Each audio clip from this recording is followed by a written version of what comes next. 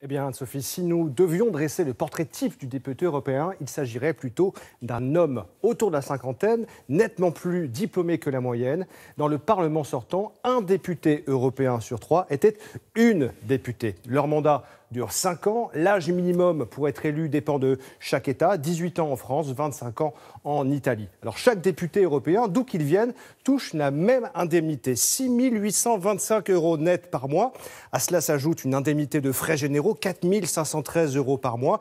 Les députés d'ailleurs peuvent la dépenser comme ils l'entendent. Ils n'ont pas à justifier leurs dépenses. C'est d'ailleurs un sujet de polémique récurrent. Seule restriction, s'ils sèchent plus de la moitié des séances plénières, eh bien cette indemnité est réduite de moitié. Alors lors des sessions parlementaires, les députés touchent en plus 304 € par jour pour l'hébergement et pour les repas. Enfin, pour rémunérer leurs assistants parlementaires, ils disposent d'une enveloppe maximale de 24 943 € par mois. Attention, interdiction d'embaucher un parent proche.